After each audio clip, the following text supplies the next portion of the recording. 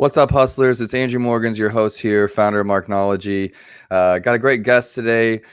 Jesse Wragg is with us all the way from Germany. Jesse, say hello. Hi, guys. Thanks for having me.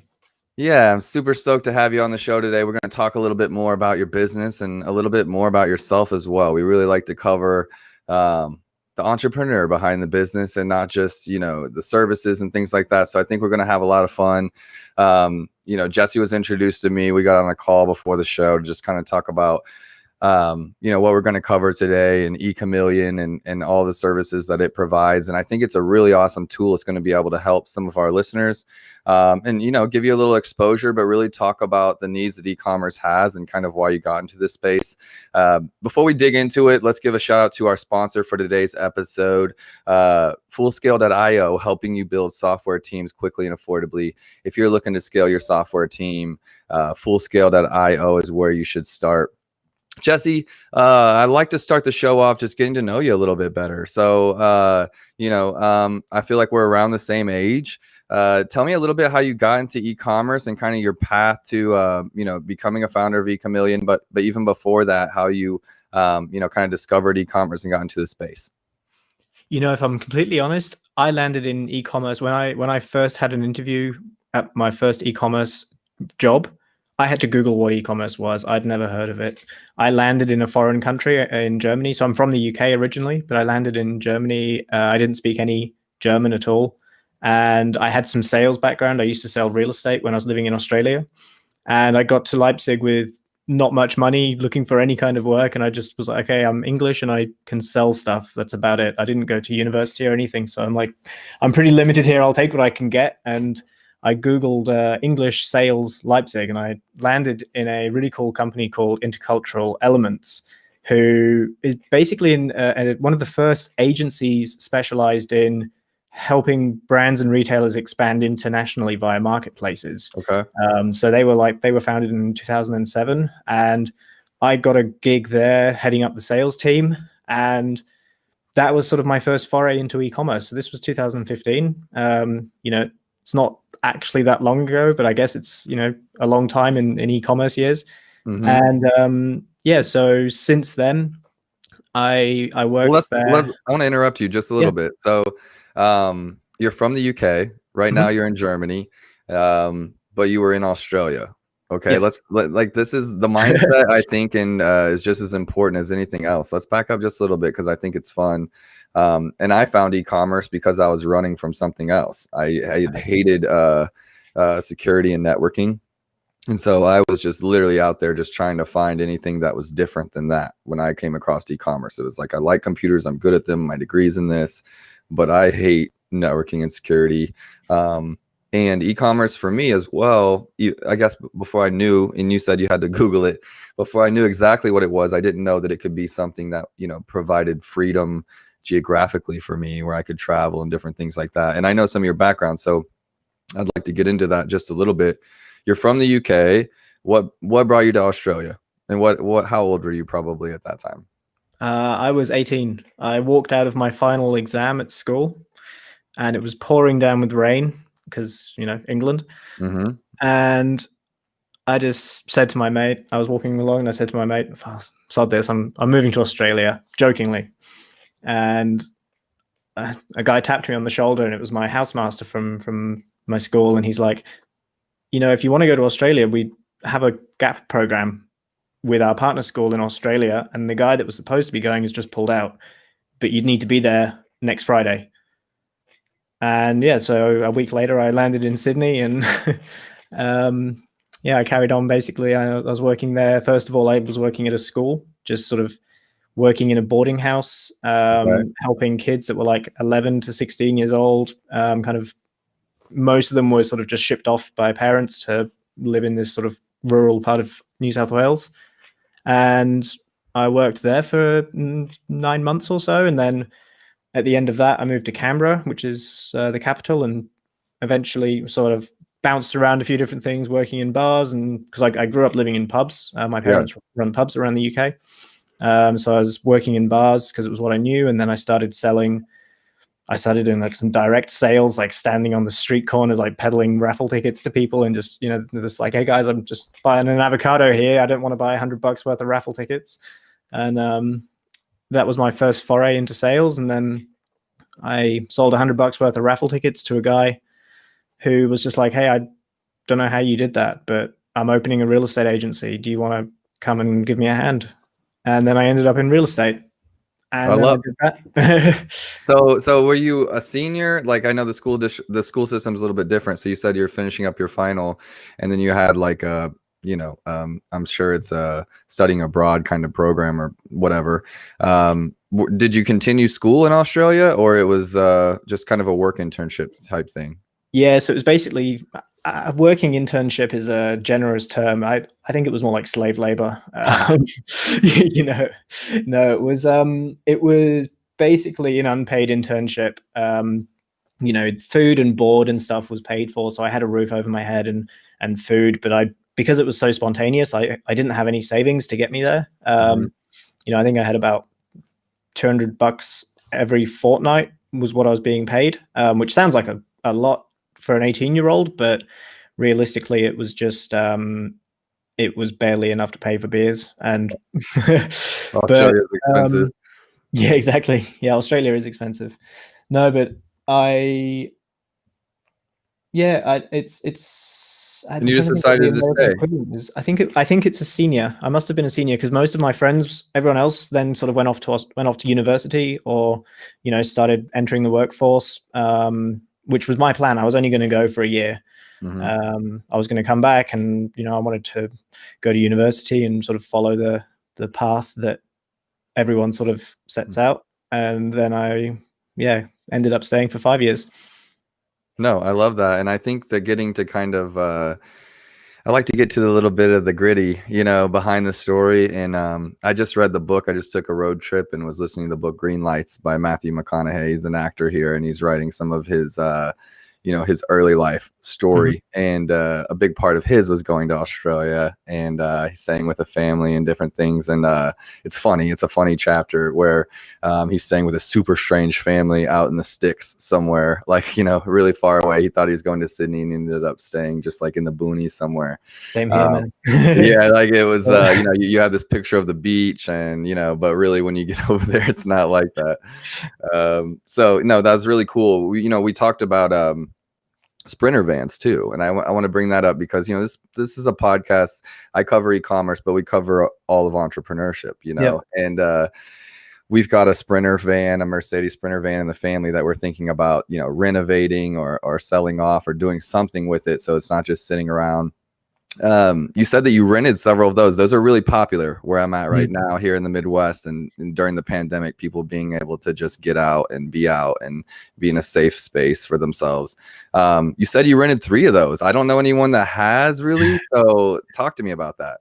So this was actually in Australia as well. So this and it wasn't 3 at the same time. It was one after the other, and it was all sorts of different sizes. So we had like one sort of mid-size. I say mid-size. I mean, by American standards, it was tiny. It was like a sort of a small Chrysler people carrier sort of thing. But the guys had converted it into a little caravan, and it was enough for me and my girlfriend at the time we flew up to Cairns in the Pacific, in the far north of Queensland, and we drove that all the way down to Sydney. So the whole East Coast. I think that took us a good couple of months to do properly. And we're living in this caravan, or in this tiny little soccer mom wagon, basically. And then we stopped in Sydney, and then we picked up a flight down to Tasmania, which is the little island off the bottom of Australia. And we then rented another vehicle there, which was actually even smaller again. This thing we had to fold the back seats down to lay the mattress out and stuff like that. And it didn't even have a kitchen. So then we did about 2.5 weeks traveling around Tasmania. And then we flew from Tasmania up to Darwin, which is in the far north of, in the Northern Territory. And then we picked up another vehicle, and we drove that all the way through the outback, through the middle of Australia into Adelaide. That's incredible. That's it. Yeah. And then there we picked up, we flew from there to Perth, picked something else up. And then we drove sort of south into the far southwest of Western Australia, and then we turned around and went all the way back up to the back up north along the west coast, and then we flew back down to Perth, and then we left there and went to Southeast Asia. Sounds like a real entrepreneur to me. Just like go with the flow.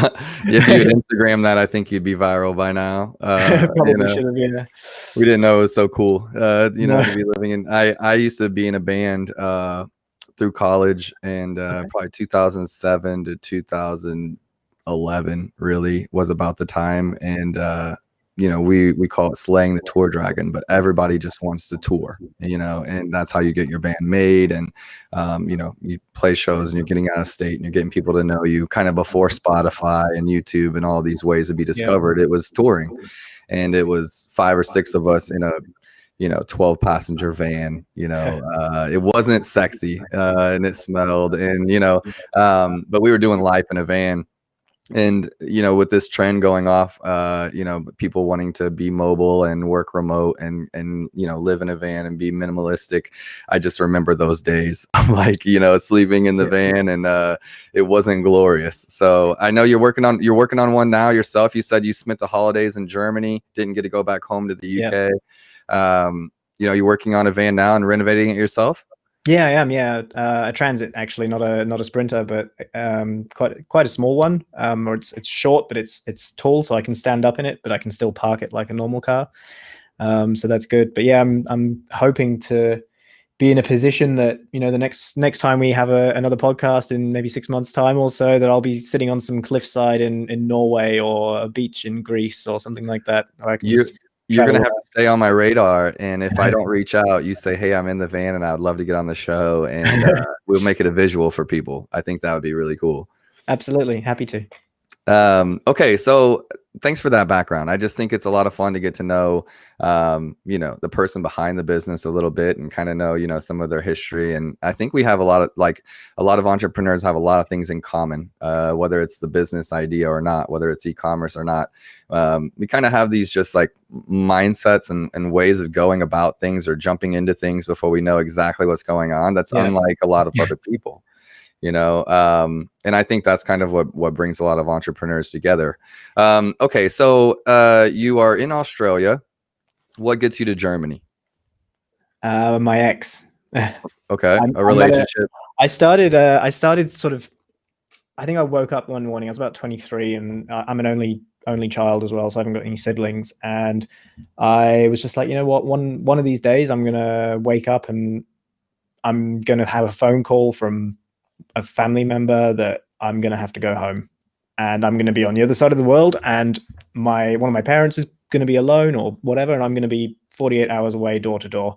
So as nice as this is, I should start thinking about maybe one day going back to Europe if I'm going to look at longer term plans. Wasn't necessarily thinking next week, next month, maybe just like in 5 years, as opposed to let's put down some roots and have a family and stuff in Australia. Mm-hmm. And I sort of made that decision that at some point I'm going to go back to Europe. And I was going through this process of like, okay, well, I don't really want to go back to the UK because I don't like the UK that much politically, from the weather, from the people. It's just not really, it doesn't really match who I am. And so I then started thinking about, where am I going to go? Where would I want to live? Would I want to go to Sweden, the happiest country on earth, or would I want to go to Greece? And, the people are way too chilled for for who I am, but at least it's a cool place geographically. Or Germany, where everything's very efficient and it works properly, but maybe a little bit maybe a little bit boring. And I was just sort of, but this is all sort of in the space of about 10 minutes of me waking up. And yeah, that night I went out to a Halloween party and I met a group of Germans, and I attempted to speak German to them because I'd had a bunch of beers. And, that is one advantage of drinking alcohol, is that you become fluent in German.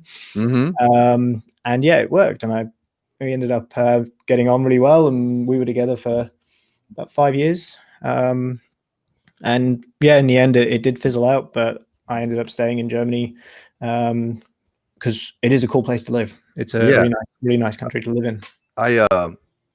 people of the, listeners of the podcast know some of my background, but I grew up in Africa till I was about 16, and lived in some time in Moscow, born in Montreal. So I'm French Canadian by birth, but American citizen. So I'm a dual citizen. So just when someone says where you from, I have a hard time answering because I feel like I'm from around, and I always find it interesting when coming back to Kansas City as someone that travels Kansas City, Missouri, here in the middle of the country. Why do I choose this place to pack my bag, or set my bags down and put up roots? And it's because I'm so in love with the rest of the world. In Africa, it was kind of like yesterday here in the US. It was very traumatic at times. The government was like a mess. It was dangerous, and leaving Congo at 16, I was very traumatized, and just a dangerous place. And I want to be somewhere safe, and like the Midwest and in the United States is a pretty safe place in general. And it wasn't until maybe 4 years ago, I think, my older sister, we had been apart for about 8 years. She moved back to Kansas City to help me with my business, Marknology, and help me build it. And one night, it was 1 a.m. She sent me a Facebook message and said, "Hey, there's tickets to Berlin for $327. Let's get two."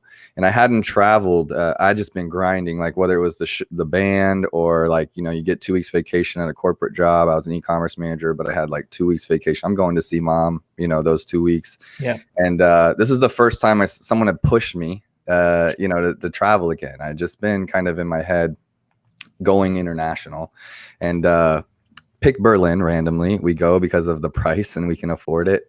And I just had the absolute best time in Berlin. And it was just the last 4 years I've been just packed with travel. I've been all over the world, but it was Berlin that kind of reawakened that in me. I felt like people were just, authentically themselves there. They embrace that freedom aspect that they've been given. And it didn't hurt that my experience was also like I went to rent a little like VW, like a little small bug car.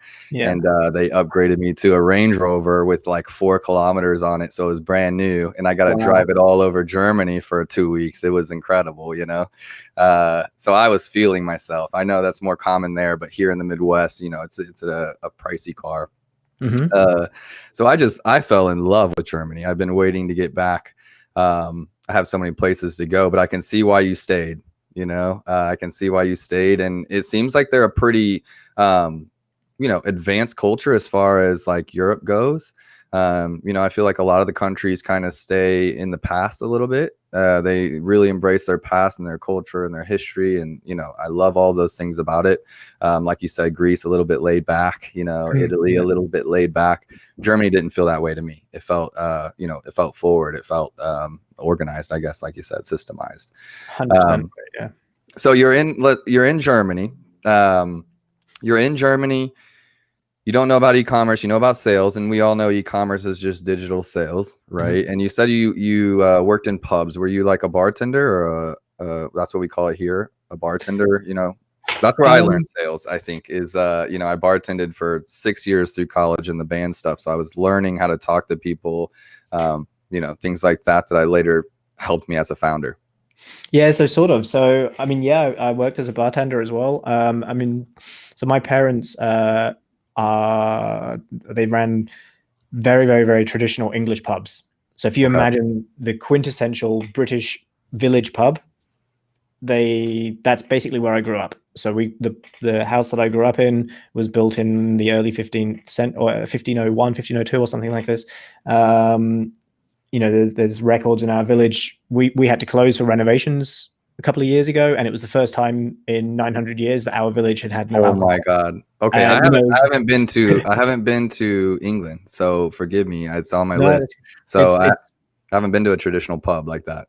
So it's a very different. I've never seen it anywhere else in the world. So it's hard to say like it's was I a bartender or like totally I work behind the bar, but then you work as a waiter, you work as a one-stop shop, all sorts of stuff. But your point is 100% right. And I think everybody should work in hospitality at some point in their life. Especially people who say they don't like dealing with people. They're the ones that should absolutely be doing it, because it's where you learn what I think are some of the biggest life skills. If you can't, talking to people. I remember, and I was fortunate that I grew up in this environment, but the guy that taught me to tie my shoelaces when I was, however old I was when I learned to tie my shoelaces, he was just this old man that would come in every day and he'd sit in the corner and have his cheese sandwich and a pint of IPA. And, I would just be talking to him, and he told me all sorts of stuff about his life and, his time in the army and all this sort of stuff. And he taught me how to tie my shoelaces. And I think that pissed my dad off a bit, but still it was, it's those sorts of experiences growing up. I wouldn't be who I am without that.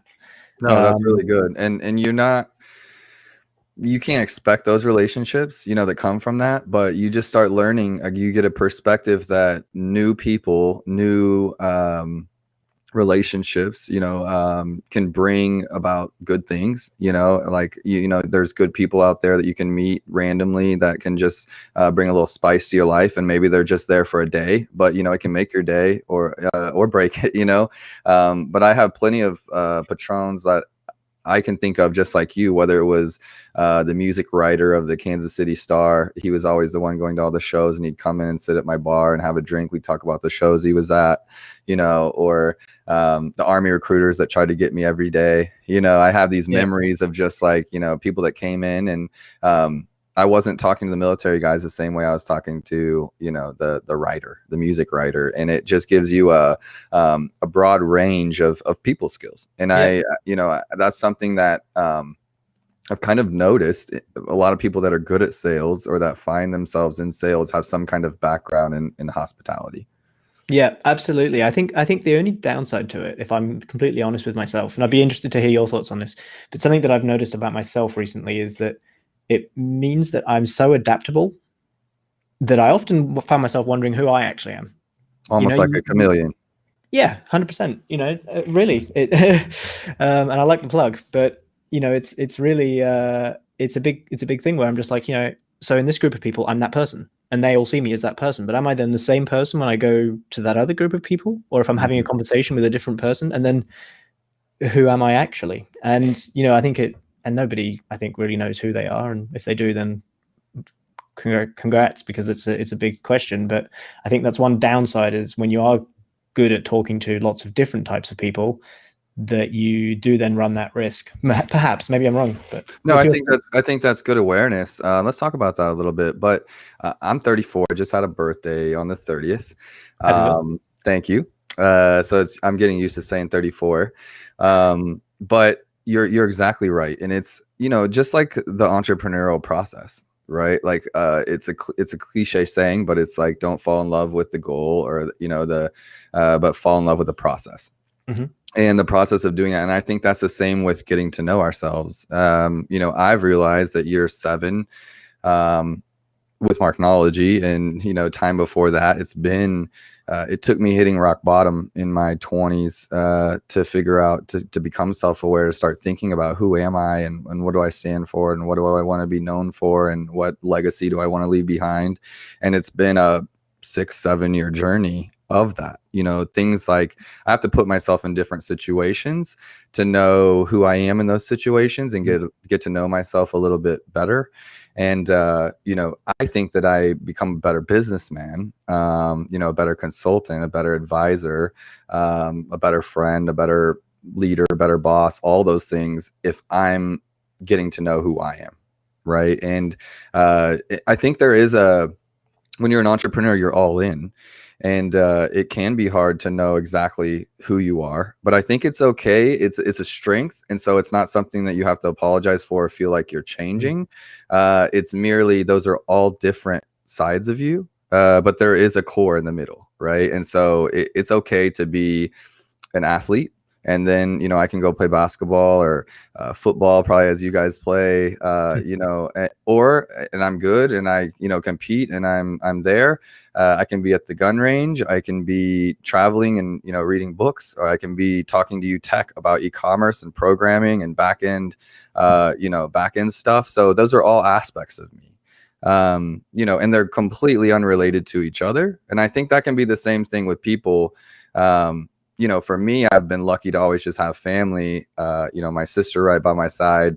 And as I'm trying to learn a lot of these business principles, she's always kind of pulling me back to center, and if I'm trying to learn how to be a little bit more articulate, or a little bit more posh or polished, or wear a suit or wear dress clothes, or for this big meeting or something like that, she's always there reminding me, like, people like you for who you are, and that's your magic. So stay Andrew. So you got to have those people in your corner that bring you home if you're getting a little bit off base. But I do think that it's a process, and so don't fear it, more so embrace it, if that makes sense. And as someone going through it right now, I mean, I'm working on finding that center for me as well, because in the business world, if you have emotions and things like that, it can be volatile, right? It can be, you take rejections, you take losses, you take bad days.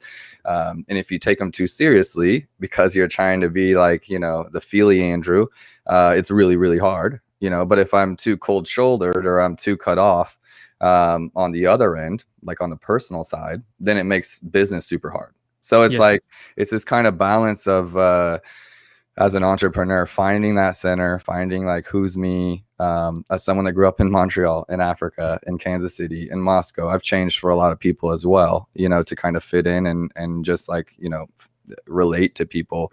And now I'm in my 30s and I'm still figuring it out. So I love this topic, honestly. So you brought something up that's very close to me, because the more authentically I am myself, I think, the closer I am to, being the man I want to be. Yeah, absolutely. I think that's a really good answer, actually. So thank you. No, yeah, I just think I encourage you to just embrace that. As someone that's a hybrid myself and can fit in with all types of people, it can be a little bit of imposter syndrome or insecurity around different types of people, but that's the value that only Jesse or Andrew can bring to the table, is being that person that's, and that's why we can build awesome stuff for other people. Let's merge into that a little bit, is like, being able to think like other people, being able to think about their needs because we know how to relate to people, being able to speak to them about what we're selling and why we believe in it. Those are our strengths. Let's talk about eCommeleon. We've talked a little bit about the background. You're in Australia. We talked a little bit about how you got into e-commerce. You took a job at a gig you didn't even know was e-commerce, and it was helping brands expand internationally across different marketplaces and things like that. But that's not eCommeleon. So let's pick it up there and what happened next. So it's sort of where eCommeleon started. So to talk about the company that I was at, they had this really good solution. The team that were there, they're real experts. There were people that had been working in e-commerce for 10 years, 8 years when I started. They've worked with every category, every marketplace. And, this is when it then starts getting really interesting, is it's not just Amazon. They were helping, like, a UK retailer would be doing really well on Amazon and eBay in the UK. And then they'd be like, okay, cool, what's next? Well, let's go to France and Germany. Let's go on Amazon and eBay because they're there. But then let's also go on to Cdiscount because that's the biggest French-owned marketplace. And then let's go on to Wragg and Otto and Zalando and About You. And, there'd be this long list of marketplaces that we could put people on. And we had real, genuine expertise in-house because it was not software-based. It was human beings who did this day in, day out, 40 hours a week for everyone in every category, in every different marketplace, and they were native speakers. So if you had a British retailer wanting to sell on a German marketplace in some really obscure category, they had a really experienced account manager from Germany who's done it 100 times before. And that value was what we were selling. So it was a really easy sell. And the business is still there. And if somebody listening wants a good handhold approach, Intercultural Elements, I mean, they're fantastic at what they do, and they've been doing it since 2007. So it's well worth sort of exploring it. But what I realized, or what we all realized when we were there, is that we were losing probably 80% of the conversations that we were having as leads. They weren't converting because people didn't want to. They either didn't want to pay for an agency because it was too expensive, or that the ROI wasn't there, or there wasn't maybe enough evidence that there would be ROI, and then also a lot of people didn't want to outsource. They wanted a solution they could have and hold themselves, and bring something in-house that they could just give to their employees and say, hey, look, here's a great resource. We're going to get all these results that I just spoke about. We're going to sell on all these marketplaces, but you guys are going to do it. And obviously it doesn't exist. There's businesses out there like Channel Advisor and there's tons of different technologies. They're all good in their own ways, but the fundamental problem that they have is that if you don't know how the marketplaces tick, it doesn't matter how good the integration is that can put your products on the marketplace. You're preaching Marknology right now. Well, that's exactly it. Mm-hmm. You guys, I only came across Marknology, when we first met, and it's a very similar sort of pitch. It's technology only gets you so far. You've got to actually have an understanding of the marketplaces, and I think that's where you guys also do a really good job, from what I've seen. We specialize in Amazon mainly, of the marketplaces, so not all of them, but we do have some people on eBay and Walmart and Chewy and things like that. But yeah, it's exactly that. It's the software does, at least in our experience, it's either pricey, or it's it's an outsourced thing. You're using somebody else's, it's not in-house.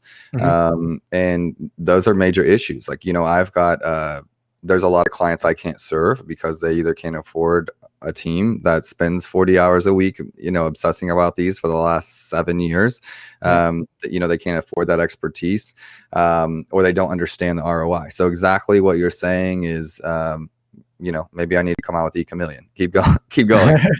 Well, yes, I mean, basically what eCommeleon is it's all of that expertise that I just spoke about from Intercultural Elements. So the software itself started life as an internal solution at Intercultural Elements. So all of those people that I was talking about, the German, the French, the Italian, the Spanish account managers that have been doing this work over the years, they've been using earlier versions of eCommeleon. It started life as Excel sheets. We were doing lookup lists. We were building, big access databases that would take, an Amazon browse tree node from the UK and what's the most relevant Amazon browse tree node in Germany.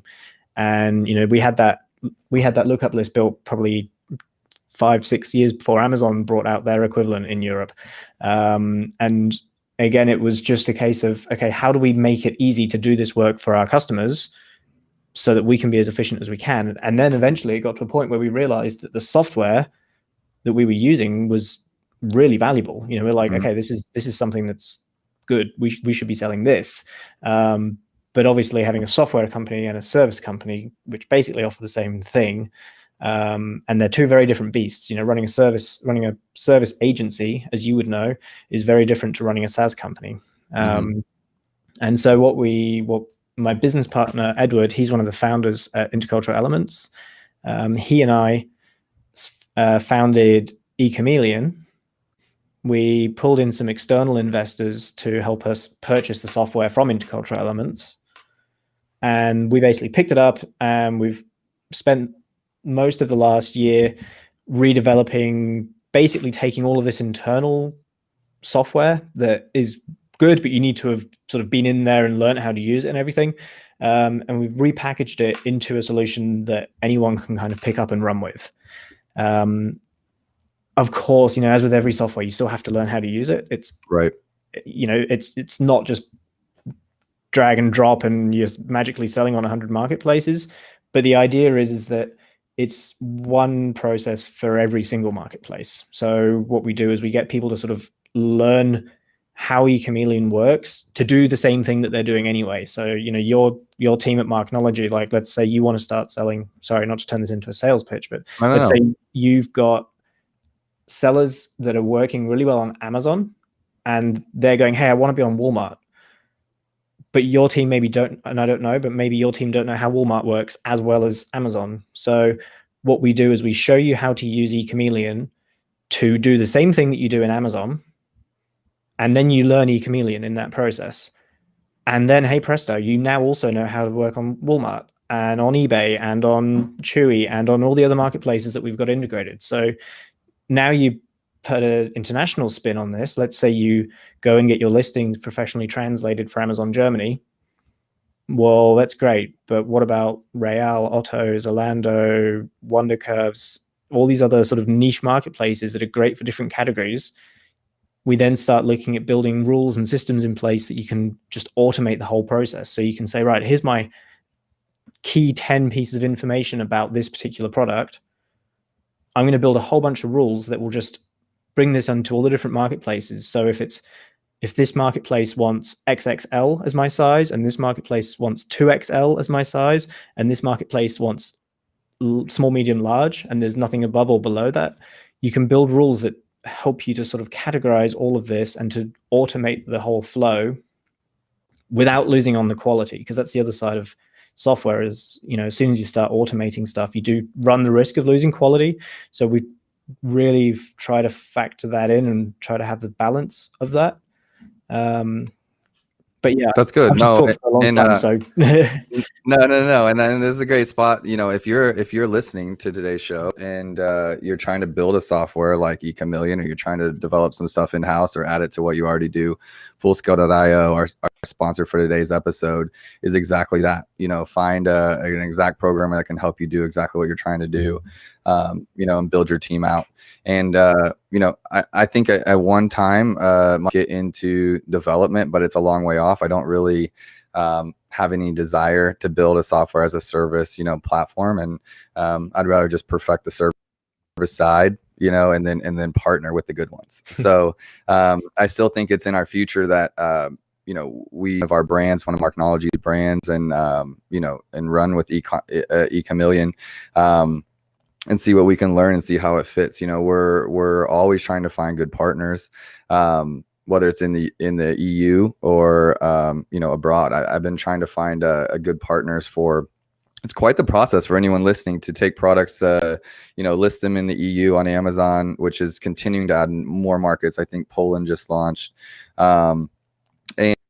And how do you translate them? How do you push them? How do you know what to be in, when you're using Google Translate to understand different things, and, finding the right partner to translate. And it really is a lot. Like, e-commerce is a simple thing for the users. I think that's why so many people are moving to e-commerce to buy things. But on the back end, it can be, really complicated to learn 20 different marketplaces or 20 different ways of selling. And they all have a little bit of different nuances between them. Absolutely. But I think there's two really important things to think about, because a lot of people sort of go, well, why bother? Why should I sell on more than just Amazon? And I know that, Amazon's, of course, it's a great place to be selling your products. There's a reason it's the largest marketplace in the Western world. It's a no-brainer. But I think the thing that I'm constantly preaching is that people shouldn't become too reliant on it. I have so many conversations with people who have had accounts suspended for every reason under the sun. And suddenly they've gone from a point where their business, which was, maybe bringing in millions of dollars a year in turnover from Amazon, has suddenly just disappeared. And, if Amazon is 80-90% of your revenue, that's it. Business is closed, because it's going to take days or weeks to get that appeal. And even if your appeal is then successful, and your account is shut down for 3-4 weeks, and that's money just sitting there, and then you can't get it out in time to pay your employees, that's it. It's done. I think if I had to use the word preach, just to be on the same page, I preach prioritization, and so, if a brand's like, what do I focus on? What should I do? I'm Amazon, right? It's Amazon. Amazon has the biggest potential to start getting you revenue, to start, growing your business, to start helping you understand e-commerce. It makes it easiest. But after that, diversification, and if you're looking at Chewy, if you're a furniture brand, you're looking at Wayfair. If you're a food brand, you're looking at Instacart, or different things like that. I think that there's these smaller marketplaces that are great for specific types of products, and I've seen that across the board. So, definitely validating what you're saying in regards to diversification. I personally, me and my team have handled hundreds of suspensions, and that's a very real thing and a very stressful thing. In other areas, that can either keep you going until you get it, unsuspended, or, you put your focus there while you're working on those kinds of things. It goes a long way. And I do think that those, Amazon's almost set the bar for a lot of those marketplaces. And over the last few years, we've really seen them step up. Even Walmart is emulating Amazon, and eBay is trying to make enhancements, and Etsy and different things like that. So it's a lot of them are getting a lot better than what's been there in the past. Absolutely. But I think that's also, a really good point. And none of them do it well. None of them make it easy. As you said, they make it easy for a consumer, but they don't make it easy for a seller. And I think this is where, and really where we try and fix this problem is the inconsistency in the marketplace requirements. This is sort of what's at the core of what we do is, let's say that you're selling on Amazon and you're selling women's shoes in France and you're selling a pair of silver shoes. Well, that's fine. eBay also lets you use silver. But if you're selling men's shoes, they're gray. And it's just that little difference in a valid value where if you then try to upload, you can use any technology you want to actually try and list the product onto the marketplace. But if the valid value, how you're describing that product doesn't match what the marketplace actually wants to receive, you're just going to get a listing error. Right. And then to your point, prioritization. Well, of course, if you get 100 listing errors, of course you're going to fix the ones on Amazon first, because that's where you're going to get your sales. And then if you're on 50 other marketplaces and you're getting listing errors from all of them, why would you then change it? And are you then going to have one column that says Amazon color and another column that says eBay color and another one that says Cdiscount and Chewy and et cetera, et cetera? Your data becomes a mess. Everything just starts, you lose control. And then of course, something else gets changed because they're different, but they also change all the time. So you might change it to gray. And then 2 weeks later, actually, eBay says, "Oh no, silver's fine." So then you're not optimized. Right, exactly. Not optimized. That's the key word, I think, is you can be listed, and what's worse than even getting a listing error is your product going through, but it not being correct. So your product's there, you're live, you're like, why am I not getting any sales? Well, you might have made some changes or something to get it to go through because you just simply wanted it to go through, but now it's not optimized. It's not ready to go. And I think that's what the Marknology team, what we're stressing and what we're preaching is there's so many brands that want to do it the easy way. And that is just like get the product up. And what they don't understand is that it has to be optimized. That is like, it's number one. Every marketplace has its own little quirks, its own little advantages or disadvantages. What are those advantages or disadvantages? How do you optimize? How do you optimize the ads? How do you optimize photography? How do you optimize, marketplace SEO? And unless you've done that, unless you have someone in-house that's been obsessing about it, unless you have like a dedicated team that's just studying all the changes on all these marketplaces, you're just not going to be as successful as you could be. And success in e-commerce, success in these marketplaces can be millions of dollars, right? So we're not just talking about, okay, we're doing e-commerce. We're talking about millions of dollars, on the table by just not paying attention to the right things. Absolutely right. Absolutely. And I think that's also the big factor as well with a lot of people is that they and rightly so, they're not then going to go and try and figure out how to do that 100 times because it takes all that work just to do it for Amazon, and eBay is just as bad. And then, there's 100 things you can do with eBay to get every listing looking great. All the item specifics that you can add, all of the eBay SEO, and, a great guy to follow on LinkedIn is a guy called Dave Snyder. He's a real eBay SEO expert. He doesn't even begin to look at Amazon because it's not his thing. But if you want to know how eBay algorithms work, the guy's a genius with it. But it's a entirely different topic. Yeah, I started on eBay. They make it easier for the seller, right? You can take pictures in your garage, you can do all types of things, and it's evolved a little bit. The Buy It Now came out, and they paved the way for e-commerce in a lot of ways. It was all about the item specifics. Okay, that was like part of the SEO. Like, are you choosing the right item specifics? In that item specific space, you have keywords that are relevant to the products, and model numbers for car parts, and it's just all of these little like quirks, to optimize. And what I did on eBay is not possible at all on Amazon. I've spent 9 years, and I'm only 34. I spent 9 years on Amazon, and there's still so much to learn because it's an evolving marketplace.